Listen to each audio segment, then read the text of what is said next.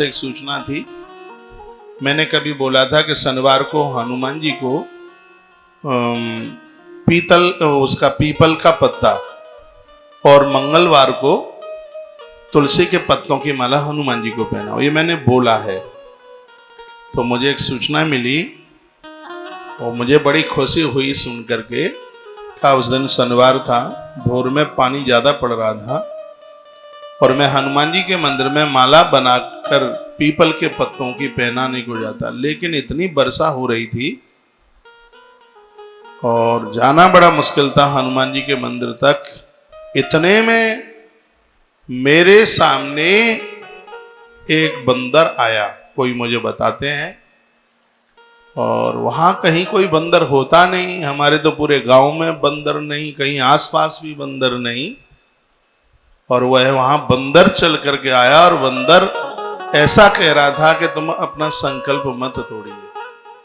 और वर्षा में होते हुए और फिर मैं वहां गया, हनुमान जी को माला पहनाई और पता नहीं कहां से वह बंदर वहां भी चल करके आ गया। श्रद्धा के साथ आप देवताओं के साथ जुड़ते हैं तो अनुभूति होती है। कहीं न कहीं ये देवता दर्शन दे करके हमें कृतार्थ करते हैं, हम समझ नहीं पाते, वो किसी न किसी रूप में चल करके आते हैं। मुझे एक बार चित्रकूट में एक महात्मा जी मिले, उनकी उम्र बहुत ज्यादा थी, 100 साल से ज्यादा थी, बूढ़े थे बिल्कुल। उनकी जटाएं में कितनी बताऊं, मैंने अभी अपनी आंखों से इतनी बड़ी जटाएं नहीं देखी किसी साधु की। यहां से सामने कैमरा दिखाई दे रहा है, बाबा जी की जितनी हाइट उससे 3-4 गुनी ज्यादा उनकी जटाएं। तपस्वी महात्मा, 109 साल से ज्यादा उम्र।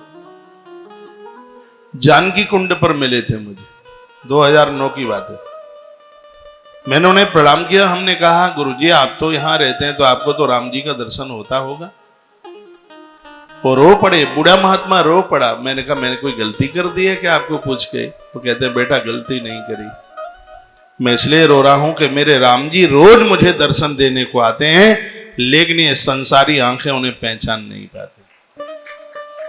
हम लोग हनुमान जी को हम और आप सब मानते ही है, इसलिए भी मेरी तो श्रद्धा इसलिए भी है क्योंकि राम जी तुलसी के सामने बिल्कुल आ गए और बाबा तुलसी राम जी को पहचान ही नहीं पा रहे थे। तब तोता बन करके वो पेड़ पर आ गए और कहने लगे चित्रकूट के घाट पर भई संतन की भीड़ और तुलसीदास चंदन घिसे तिलक देत रघुवीर। हनुमान जी ने इशारा कर दिया यही भगवान है। तो हनुमंत लाल तो अपने भक्त को भगवान से मिलाते हैं। आप श्रद्धा के साथ जिस भी देवता के साथ आप जुड़ जाते हैं, वह देवता निश्चित रूप से हमें हमारा देव दर्शन देता है। तो चित्रकूट में साधु ने कहा मेरे राम जी रोज आते हैं दर्शन देने के लिए, लेकिन मैं क्या करूं, मैं उन्हें पहचान नहीं पाता। और जिन्हें भगवान का दर्शन हो जाता है वो बोलते थोड़े ही हैं कि भगवान जी हमारे सामने आकर के बैठे। बहुत आनंद आता है ईश्वर से जुड़ने पर। जो ईश्वर की चीजें हैं उनसे भी जुड़िए। कल हमने फेसबुक पर बड़ा सुंदर स्टेटस डाला था परसों। किसी ने पूछा था कि आप बंदरों से इतना प्रेम क्यों करते हैं, तो मैंने एक पोस्ट डाली थी।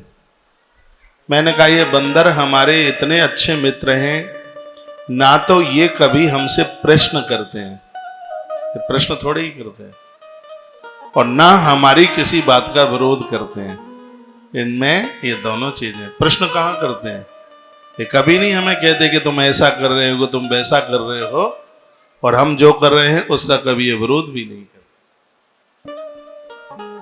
ये बेजुबान है और ईश्वर इससे बहुत अति प्रसन्न होता है जब आप सृष्टि के साथ, प्रकृति के साथ आप स्नेह करते हैं। लेकिन आज का यह दुर्भाग्य है, घर के लोगों के साथ नहीं पट रही है। ऐसा क्यों हो रहा है? नहीं होना चाहिए। पता नहीं जीवन कितना है, मालूम नहीं है। एक स्नेह के साथ, प्रेम के साथ, एक करुणा के साथ जीवन को निर्वाह करें। यही भगवान शंकर का प्रवचन है।